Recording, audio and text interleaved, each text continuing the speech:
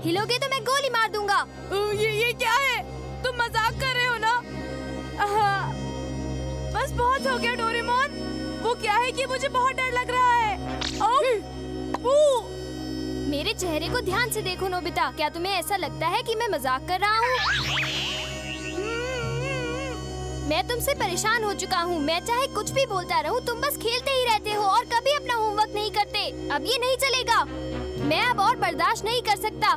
चलो मेरी बात मानो और अपना होमवर्क करो। ओ अच्छा, तो तुम्हें इस बात की चिंता है? इतना ड्रामा करने की क्या जरूरत थी? तुम्हें ये अभी भी मजाक लग रहा है? हाँ बिल्कुल, ये नादानी है। मैं इसे नहीं झेल सकता। अब इस बंदूक को नीचे रख दो। ठीक है, अब मैं जा रहा हूँ।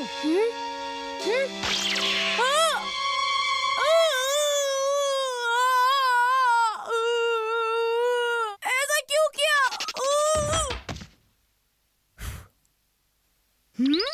लेकिन डोरेमोन, मुझे तो बिल्कुल दर्द नहीं हुआ।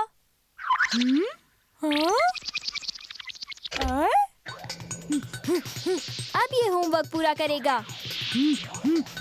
अरे मैं होमवर्क क्यों कर रहा हूँ? मुझे होमवर्क करने का बिल्कुल मन नहीं कर रहा है। डोरेमोन बताओ, मेरे साथ ये क्या हो रहा है? अभी बताता हूँ। कमांड गन, इसकी मदद से हम दूसरों को काम करने का हुक्म दे सकते हैं। जैसे कि मुझसे मेरा होमवर्क कराना, ठीक कहा ना? हाँ बिल्कुल। अब मैं लिखता हूँ, चलो अपना होमवर्क करो। फिर इसे गोली में डाल देता हूँ। फिर इस गोली को गन में लोड करके फायर करूँगा।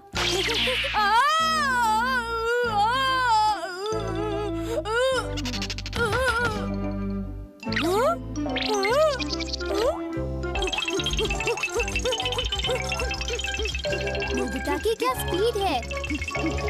मेरा काम हो गया। मेरा काम हो तो गया डोरेमोन, लेकिन मैं थक गया हूँ। दोस्तों, अगर आपको डोरेमोन कार्टून पसंद है तो जल्दी से चैनल को सब्सक्राइब कर दो। डोरेमोन, मैं सचमुच थक गया हूँ। होमवर्क हो गया ना? ये तो मेरी कमांड गन का कमाल था। क्या? मुझे भी दिखाओ। क्यों? नहीं दूंगा। क्योंकि मैं इसके साथ शरारत करूँगा। क्यों? इसीलिए ना? तुम फिक्र मत करो डोरेमोन, मैं सिर्फ इसे एक बार ही इस्तेमाल करूँगा और देखना, मैं इस कमरे के बाहर भी नहीं जाऊँगा। सचमुच? क्या तुम्हें लगता है कि मैं तुमसे झूठ बोलूँगा? Thank you very much. आखिर मैंने इसे डोरेमोन से ले ही लिया। वाह, मैं कितना इंटेलिजेंट हूँ। अब मैं इससे अपना होमवर्क खत्म करूँगा। हाँ? नोबिता, तुम इससे शरारत नहीं कर सकते हो। हाँ? ये तुमने गलत किया। ठीक है, तुम इसे रख सकते हो। हाँ? कहा ना कि तुम इसे रख सकते हो। क्या? सच में डोरेमोन? थैंक यू डोरेमोन, तुम्हारा बहुत बहुत शुक्रिया। बाय। हे, मेरा वो मतलब नहीं था। नोबिता, चाहो तो इस गन को अपने पास रख लो। हाँ? मैंने लिखा था कि इस गैजेट को नोबिता को दे दो। नोबिता, क्या तुम बगीचे में घास काट दोगे प्लीज? बाहर जाने से पहले ये काम कर देना। अब क्या? मैं जानता हूँ कि अब मुझे क्या करना चाहिए। घास खुद काटना।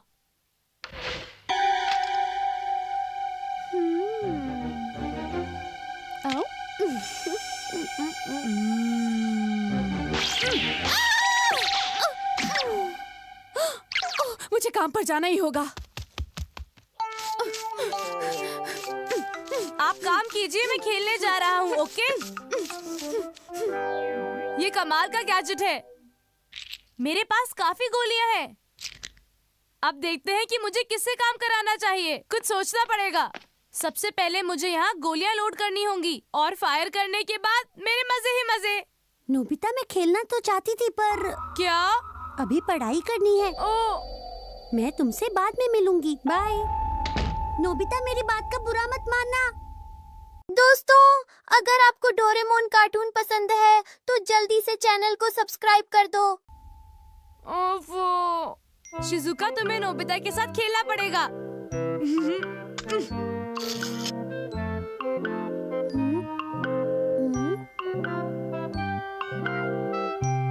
इधर देखो शिजुका। मुझे लग गई।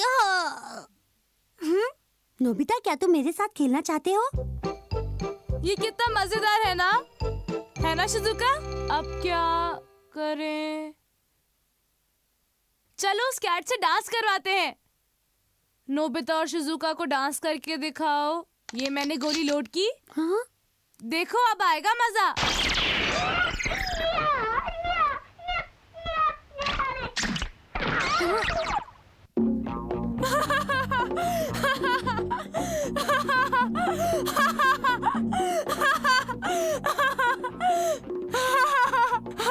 शिजुका, ये कैट कितनी अच्छी तरह डांस करती है ना।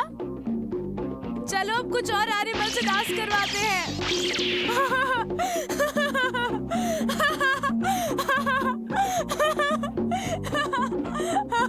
ये कितना बढ़िया है ना। ये तुमने अच्छा नहीं किया। तुम बहुत बुरे हो। शिजुका, क्या हो गया? तुम इन जानवरों को अपने इशारे पर नचा रहे हो। ये अच्छी बात नहीं है नोबिता। मुझे तुमसे ऐसी उम्मीद बिल्कुल भी नहीं थी। तुम बहुत बुरे हो नोबिता। तुम फिक्र मत करो, इन एनिमल्स को कुछ नहीं होगा। देखो, रोने की कोई जरूरत नहीं। ऐसी हरकतें करोगे तो मुझे तुम्हारी दोस्ती नहीं चाहिए। मैं जा रही हूँ नोबिता। तुम्हें जाना है तो तुम जाओ, लेकिन मैंने डिसाइड किया है कि आज मैं मजे जरूर करूंगा। हाँ।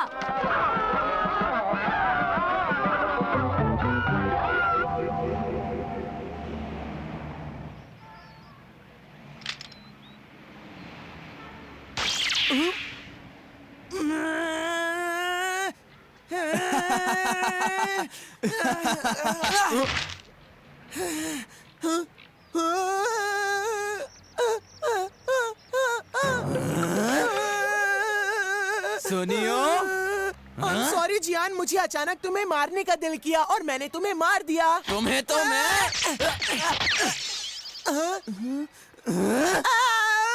मैं तुम्हें नहीं मारना चाहता जियान, लेकिन मार रहा हूँ। अब तुम तैयार हो जाओ।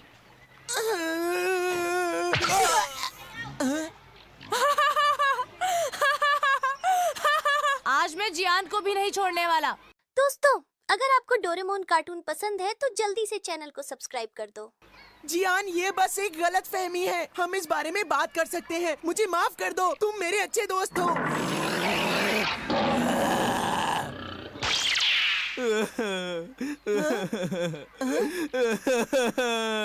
मेरा बहुत रोने का मन कर रहा है।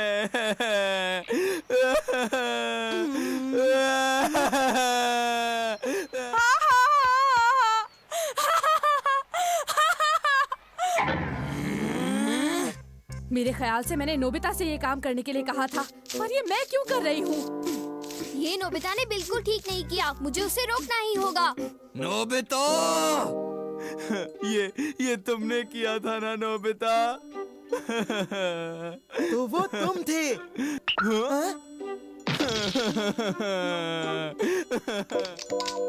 हाथ ऊपर करो। हर समय मुझे परेशान करने के लिए मुझसे माफी मांगो।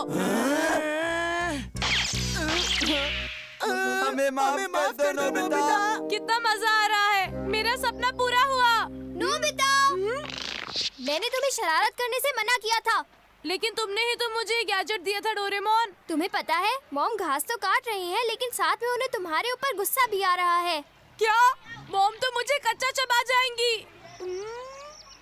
आइडिया, मैं घास कटवाने का काम इन दोनों से करवाऊंगा। क्या? पहले मैंने ऐसा काम कभी नहीं किया, समझे? पर मेरी मॉम तो हमेशा मुझसे ऐसा ही करवाती है। हमें घास काटनी पड़ेगी। सुनो दोस्तों, जी जान से मेहनत करो, वरना अच्छा नहीं होगा। अरे रुक जाओ। नहीं नोबिता, हमें घास काटने के काम से नफरत है। मुझसे दूर मत भागो, मैं कहता हूँ तुम दोनों रुक जाओ।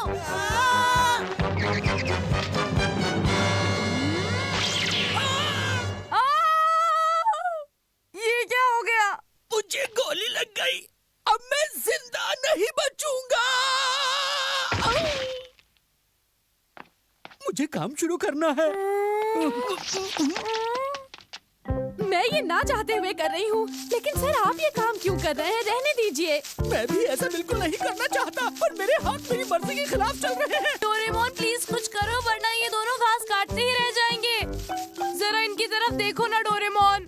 ये गलती सरासर तुम्हारी है। I am sorry Doraemon, please मुझे माफ कर दो प्लीज। ठीक है नोबिता, अगर तुम माफी मांग रहे हो तो अपने हाथ ऊपर करो। अब घास काट कर मजे करना, ठीक है? मैं तो गया। नहीं, ये तो गलत बात है। लेकिन अपनी मॉम और टीचर से घास कटवाना भी तो सही बात नहीं है, क्यों? सही कहा ना?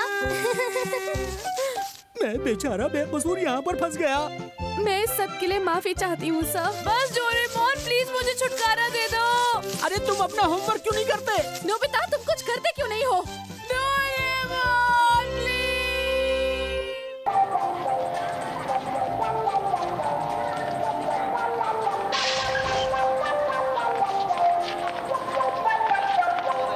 अब हमें केक्स तो मिल गए हैं नोबिता, बस क्रिसमस प्रेजेंट्स ही रह गए हैं ना? हाँ वो तो है डोरेमोन। तुम्हें क्या लगता है इस साल हमें क्रिसमस पे क्या मिलने वाला है? क्या पता? मैंने डैड से पूछा तो था, लेकिन क्या कहा? डैड ने मुझे कुछ भी नहीं बताया। उन्होंने बस इतना कहा कि आधी रात को सांता क्लॉस आएगा और हमें गिफ्ट देकर जाएगा। सैंटा आएगा? ये तो बहुत अच्छी बात है ना? मुझे समझ नहीं आ रहा तुम क्या बोल रहे हो। मुझे तो जल्दी से जानना है कि मुझे क्या गिफ्ट मिलेगा। मॉम, क्रिसमस पे आप मुझे क्या दोगे? मॉम बता भी दीजिए ना प्लीज। मॉम, मुझे क्रिसमस पे कौन सा गिफ्ट मिलने वाला है? बोलिए, अब बता भी दीजिए ना मॉम। तुम चुप हो जाओ नोबिता। तुम सांता क्लॉज के आने का इंतजार नहीं कर सकते? नहीं कर सकता। ओह ऐसी बात है तो फिर ठीक है, इस बार तुम्हें कोई भी गिफ्ट्स नहीं मिलने वाले। क्या? मुझे कोई भी गिफ्ट नहीं मिलेगा? गिफ्ट्स के लिए रात का इंतजार करना होगा। क्या खबर है? बहुत बुरी। उन्होंने मुझे कुछ भी नहीं बताया। उन्होंने कहा कि मुझे आज रात तक इंतजार करना पड़ेगा। कोई बात नहीं, तुम फिक्र मत करो, बहुत ही जल्द अंधेरा हो जाएगा। चलो मैं तुम्हें कहीं लेकर चलता हूँ। डोरेमोन, हम कहाँ जा रहे हैं? तुम जानते हो हम कहाँ जा रहे हैं। अच्छा बताओ, किसे देखकर तुम्हें टाइम का ध्यान नहीं रहता? हाँ अच्छा फिर ठीक है। काश शिजुका घर पर हो। हाँ। कौन है? अरे नोबिता। हेलो आंटी, क्या शिजुका अभी घर पर है? वो सामान लेने बाहर गई है। अच्छा ठीक है। पर वो जल्दी ही घर वापस आ जाएगी। क्या तुम अंदर आकर इंतजार करोगे? क्या कहते हो? हाँ, ये बोलो। ठीक रहेगा। इंतजार करेंगे। अच्छा आ जाओ। Thank you. डोरेमोन, जब शिजुका आएगी तब हम क्या करने वाले हैं? हम कुछ भी कर सकते हैं क्योंकि हमारे पास तो बहुत टाइम है। शिजुका को इतनी देर क्यों लग रही है? शायद ये भी तो हो सकता है कि शिजुका कहीं बिजी हो नोबिता। मुझे बहुत गुस्सा आ रहा है। अभी तो 5 मिनट भी नहीं हुए। बोलो डोरेमोन, क्या तुम कुछ नहीं कर सकते? मुझे नहीं लगता मैं कुछ कर पाऊंगा। तुम उसका थोड़ा और इंतजार करो।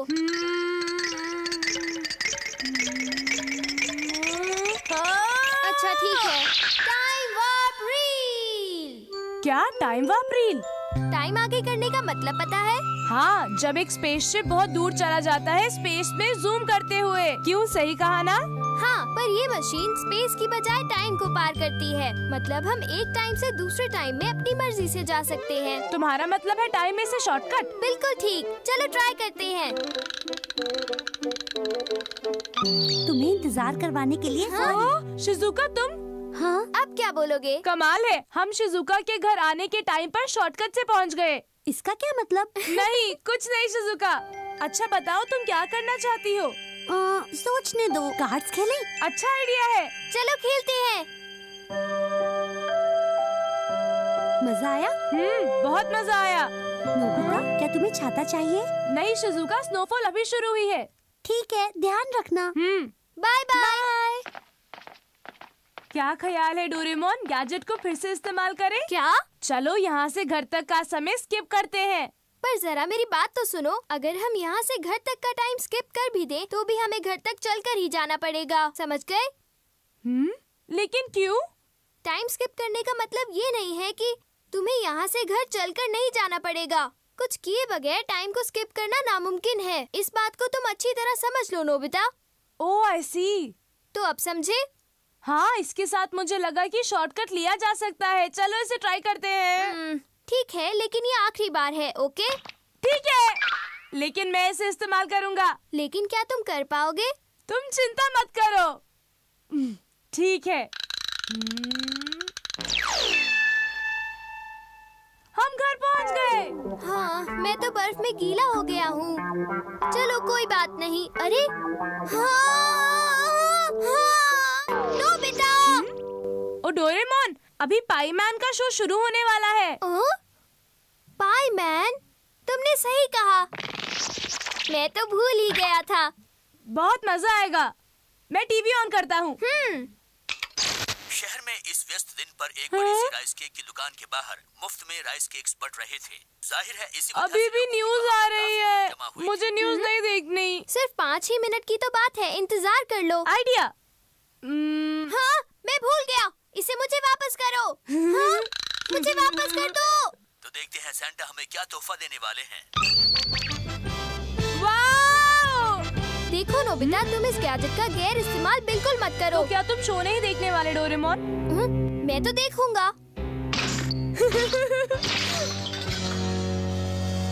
वाओ, बहुत मजा आया। तुम्हारा काम हो गया ना? लाओ वापस करो। बस एक बार और डोरेमोन, मुझे आधी रात तक जाना है। बिल्कुल नहीं।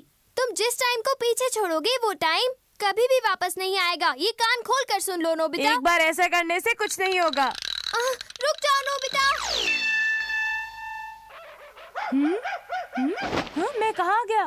मैंने नाइट सूट पहना है और मैं अपने बिस्तर में हूँ। इसका मतलब मैं इस वक्त आधी रात में पहुँच चुका हूँ। वाह! ये जरूर मेरा गिफ्ट है। अभी खोलता हूँ। ये क्या है? किताबों का सेट। वो हमेशा ऐसा करते हैं, मुझे किताबें ही गिफ्ट में देते हैं। इस तरह तो मेरा बचपन दुख में ही बीतता जाएगा। मेरा क्या होगा? पता नहीं अगले साल मुझे क्या मिलेगा। पता लगाता हूँ। ऐसा करता हूँ कि मैं इसका लेवल मिनट से साल में बदल देता हूँ।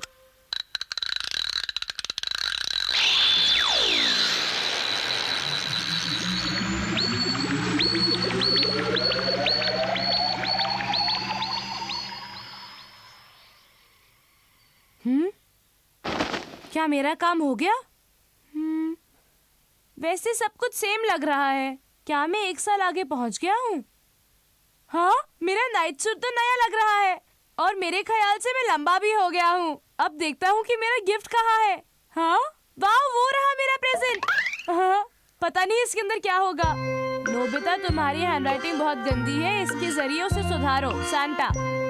हाँ, वो हमेशा मेरे साथ ऐसा क्यों करते हैं? चलो अगले साल का देखता हूँ। नोबिता, तुम बहुत सुस्त होते जा रहे हो। तुम्हें एक्सरसाइज करनी चाहिए। नहीं, ये तो सरासर नाइंसाफी है। मैं अब बिल्कुल और नहीं सह सकता। अब मैं फ्यूचर में बहुत आगे तक चला जाऊंगा और देखूंगा कि मुझे क्या मिलेगा।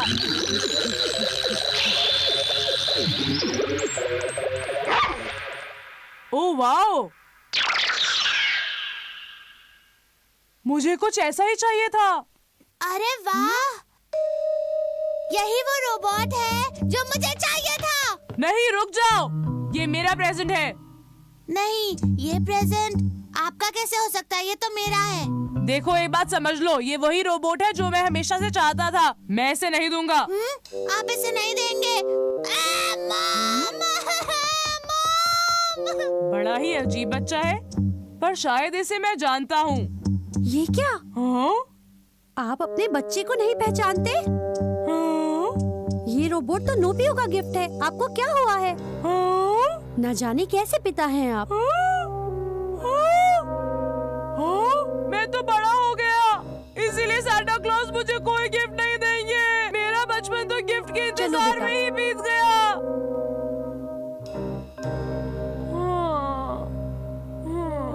अब मैं पहले की तरह रोज झपकी भी नहीं ले सकता और ना ही मैं खेलने कभी बाहर जा सकता हूँ। वापस चलता हूँ। जिस टाइम को तुम पीछे छोड़ोगे वो नहीं लौटेगा।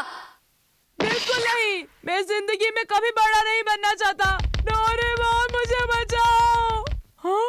आइडिया, ऐसा करता हूँ, मैं डोरेमोन की टाइम मशीन की मदद लेता हूँ। हाँ, यही सही रहेगा। लेकिन जरा रुको, अगर मैं टाइम मशीन से वापस गया तो मैं इस दुनिया से गायब हो जाऊंगा और वापस जाते ही सब लोगों को यही लगेगा कि मैं अचानक से बहुत बड़ा हो गया हूँ। डोरेमोन, डोरेमोन प्लीज कुछ करो।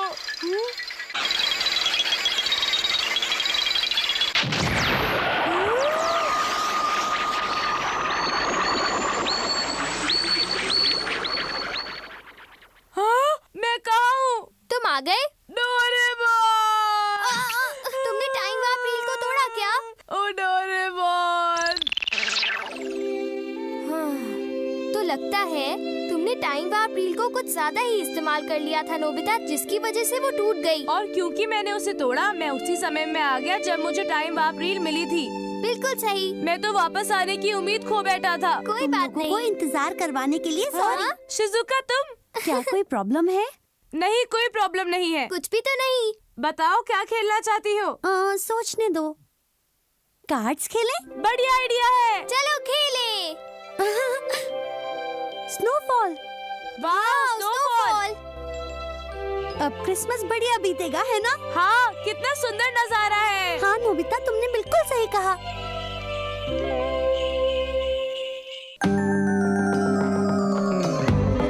इमेजिन करो एक ऐसी दुनिया जहाँ पर किसी भी इंसान को एक भी लफ्ज बोलना या समझना नहीं आता था। अर्ली ह्यूमंस जंगलों, पहाड़ों और खतरनाक जानवरों के दरमियान रहते थे।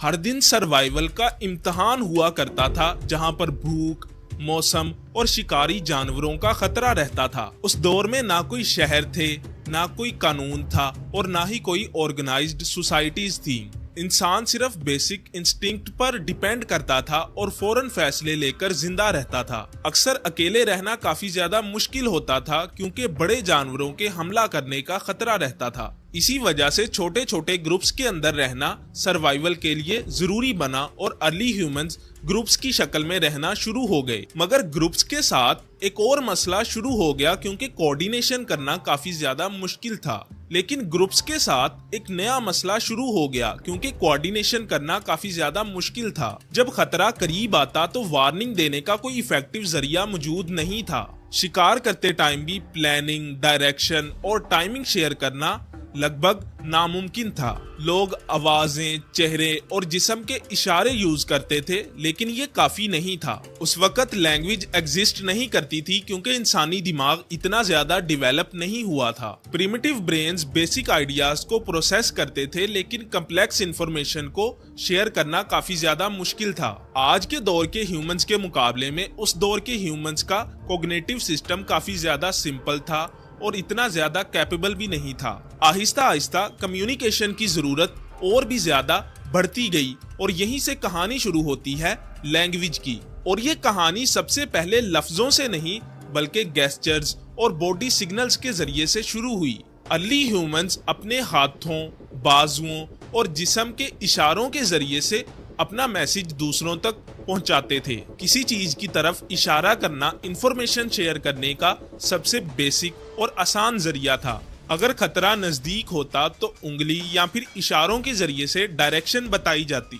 इसी तरह खाने या पानी के सोर्सेज की लोकेशन भी इशारों के जरिए से बताई जाती थी। चेहरे के इशारे भी कम्युनिकेशन का अहम हिस्सा थे और इमोशंस को जाहिर करते थे। डर, गुस्सा, खुशी, हैरानी, सारा कुछ एक्सप्रेशंस के जरिए से ही समझ आ जाता था बिना एक भी लफ्ज बोले। आंखों का कांटेक्ट भी सोशल कोऑर्डिनेशन में काफी ज्यादा अहम रोल प्ले करता था। सिर्फ नजर मिलाकर ही ग्रुप मेंबर्स एक दूसरे की तवज्जो हासिल कर लेते थे आसानी से ही। शिकार के दौरान भी साइलेंट सिग्नल्स का इस्तेमाल किया जाता था, जहां पर जानवरों को बगैर डराए आसानी से शिकार कर लिया जाता था। ये खामोश कम्युनिकेशन हंटिंग ग्रुप्स को और भी ज्यादा सक्सेसफुल बनाने में मदद देती थी। इसी ऑब्जर्वेशन के जरिए से गेस्चर फर्स्ट थ्योरी डेवलप हुई, जो कि लैंग्वेज की ओरिजिन समझी जाती है। मगर गेस्चर्स के जरिए से कम्युनिकेशन करने की काफी ज्यादा लिमिटेशंस मौजूद थी, क्योंकि जब अंधेरा होता था या फिर दूसरा इंसान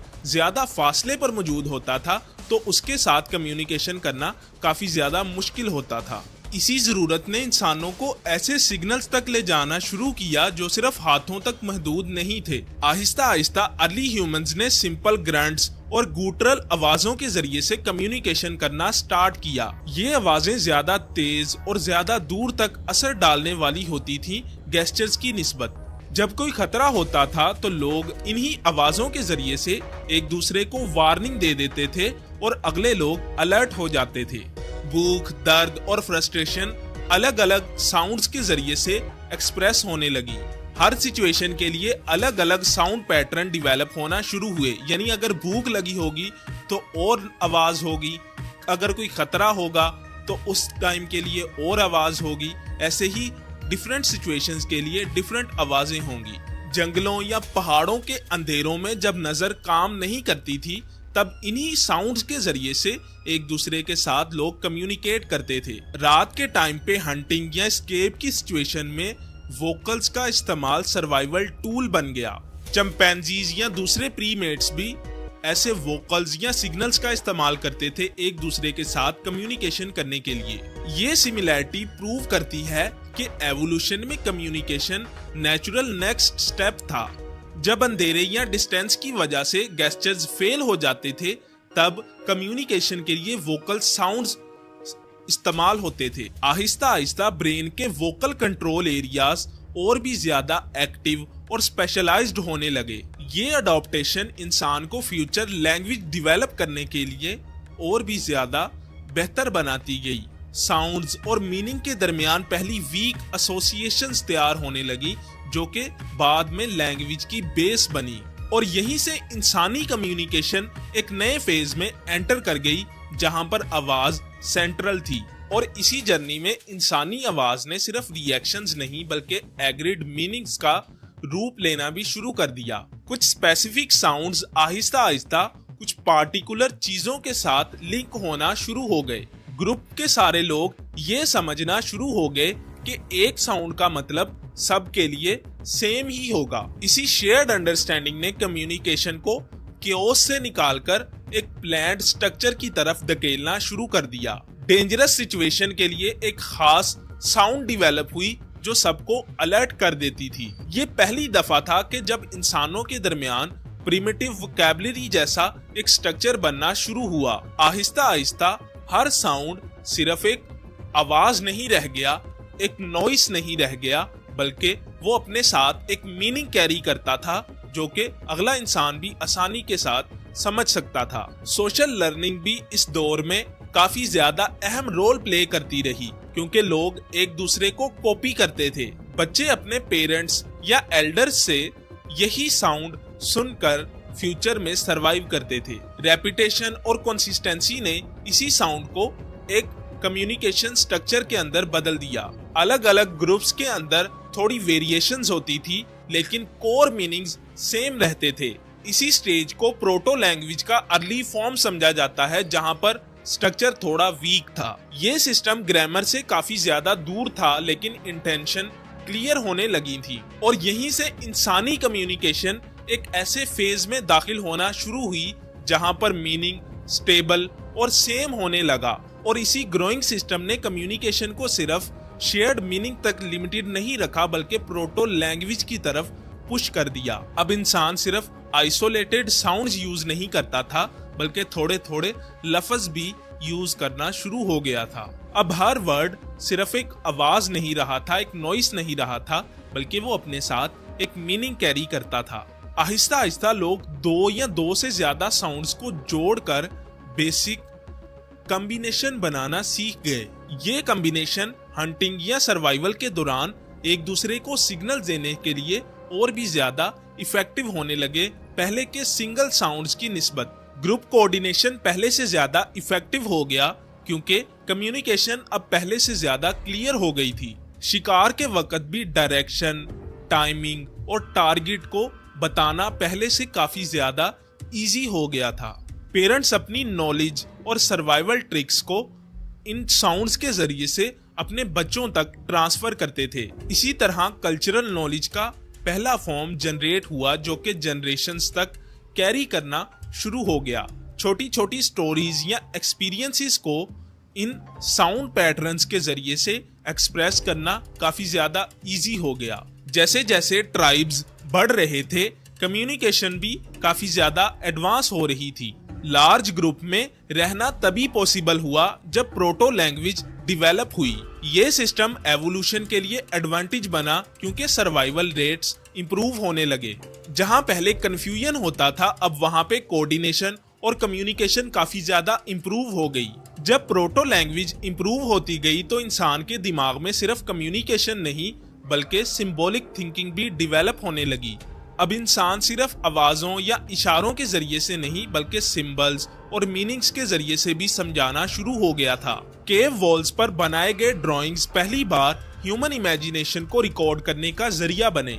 ये केव आर्ट सिर्फ डेकोरेशन नहीं थी बल्कि अपने हंटिंग और सर्वाइवल एक्सपीरियंस को दूसरों तक शेयर करने का जरिया था। रिचुअल्स डेवलप होने लगी जहां पर ग्रुप मेंबर्स शेयर्ड बिलीफ्स और एक्शंस को रिपीट करने लगे। इन्हीं रिचुअल्स ने सोशल बॉन्डिंग को और भी ज्यादा स्ट्रॉन्ग बनाया और आइडेंटिटी भी स्टेबल होने लगी। शेयर्ड मिथ्स और स्टोरीज का कंसेप्ट उभरना शुरू हुआ जो कि रियलिटी और इमेजिनेशन को मिक्स करता रहा। अब इंसान अब्स्ट्रैक्ट आइडियाज जैसे डेंजर, स्पिरिट और सक्सेस को भी एक्सप्रेस करना सीख गया था।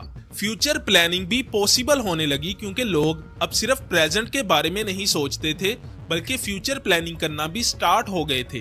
पास्ट इवेंट्स को डिस्कस करना भी एक स्किल बन गया था जो कि सर्वाइवल के लिए और लर्निंग के लिए एक बेहतरीन टूल बन गया था। हर ट्राइब अपनी आइडेंटिटी को डिवेलप कर रहा था जो कि उसे दूसरे ग्रुप के लोगों से डिफरेंट बनाती थी। ये आइडेंटिटी लैंग्वेज के थ्रू और भी ज्यादा स्ट्रॉन्ग होती गई। सिंबॉलिक थिंकिंग ने लैंग्वेज को स्पीड दी और उसे सर्वाइवल टूल से सिविलाइजेशन टूल बना दिया।